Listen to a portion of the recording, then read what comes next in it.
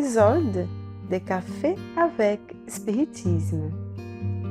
Aujourd'hui, c'est Tarcio Rodrigues qui nous apporte ses commentaires sur la préface du livre Chemin, Vérité et Vie, intitulé Interprétation des textes sacrés, livre psychographié par Francisco Cândido Xavier, où Emmanuel nous dit: mes amis seront peut-être surpris par notre façon d'isoler des phrases du chapitre évangélique auxquelles elles appartiennent en leur donnant une expression indépendante.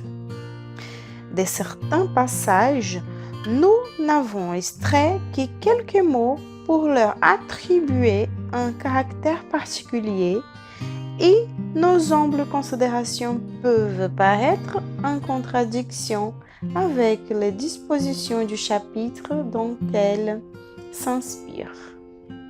Cependant, notre manière de procéder relève du fait que nous pensons que chacune des perles d'un collier détient une valeur particulière et que dans l'immense ensemble d'enseignements qui représentent la bonne nouvelle, chaque concept du Christ ou des orateurs directs s'adapte à une situation donnée de l'esprit sur le chemin de la vie.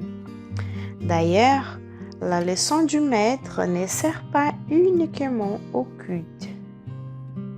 L'Évangile ne se réduit pas à un ensemble bréviaire pour prier. C'est une ligne de conduite fondamentale pour légiférer et administrer, pour servir et obéir. Le Christ ne fait pas de différence entre le temple et l'atelier. La terre entière est à la fois son autel de prière et son terrain d'activité. Comme nous les louons dans les églises et que nous les négligeons dès que nous sommes dans la rue, c'est de notre faute si des milliards de fois nous nous sommes noyés. Par conséquent, tout lieu peut être consacré au service divin. De nombreux disciples appartenant à différentes écoles chrétiennes se sont livrés à des questionnements théologiques, transformant ainsi les enseignements du Seigneur en reliques déposées sur les autels en pierre. Pourtant, le Christ espère que nous convertissions son évangile d'amour et de sagesse en compagnon de nos prières. Un livre scolaire utile à notre apprentissage quotidien, en source d'inspiration dans nos actes les plus humbles au travail commun et une leçon de bonne conduite dans nos échanges fraternels. Notre ami Tarcio Rodrigues nous dit que depuis longtemps, nous interprétons les paroles du Christ comme une méthode pour le service religieux, commentant tel ou tel message en l'adaptant au rite et à l'église que nous fréquentons. Mais rappelons-nous avec Emmanuel que l'évangile ne se réduit pas à un bréviaire pour prier, c'est-à-dire qu'il n'est pas ce livre que nous lisons mécaniquement dans les réunions périodiques de notre religion, mais une ligne de conduite pour la législation, administration, le service, l'obéissance et le travail. Et en raison de l'ampleur même de l'enseignement du Christ, il ne peut être circonscrit à l'environnement religieux. Il doit avoir des implications sérieuses pour la philosophie, la science et la religion.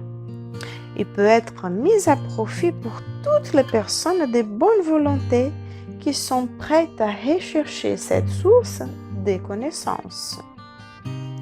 C'est pourquoi, Allan Kardec commence l'Évangile selon le spiritisme en nous rappelant la nécessité de mettre fin aux discordes par une investigation sérieuse et profonde des lois naturelles qui ne peut être acquise que lorsque nous ne reconnaissons plus que les enseignements du Christ puissent être la propriété exclusive de quelques interprètes. Allan Kardec nous dit: la science et la religion n'ont pu s'entendre jusqu'à ce jour parce que chacune envisageant les choses à son point de vue exclusif, elles se repoussaient mutuellement. Il fallait quelque chose pour combler les vides qui les séparaient, un trait d'union qui les rapprochait. Ce trait d'union est dans la connaissance des lois qui régissent le monde spirituel et ses rapports avec le monde corporel. Lois tout aussi immuables que celles qui règlent les mouvements des astres et l'existence des êtres. Selon notre ami Tarsio Rodriguez, reconnaître qu'il existe des lois naturelles et que nous devons nous entraider pour les étudier et les interpréter correctement est un besoin urgent de notre époque. Ce n'est qu'ainsi que nous mettrons fin aux discordes qui nous empêchent d'avancer dans la conquête de notre propre bonheur. Emmanuel conclut: nous avons de très grandes distances à vaincre en chemin pour atteindre la vérité et la vie au sens large. Nous comprenons le respect dû au Christ, mais conformément à l'exemple du Maître, nous savons que le travail de l'apprenti fidèle est constitué de cultes et de labeurs, de prières et d'efforts personnels. Quant au reste, le fait de reconnaître que les textes sacrés sont des dons du Père à tous ses enfants est une source de consolation. Pour autant, nous ferons référence ici aux sages paroles de Saint Pierre. Avant tout, sachez-le, aucune prophétie d'écriture n'est objet d'explication personnelle.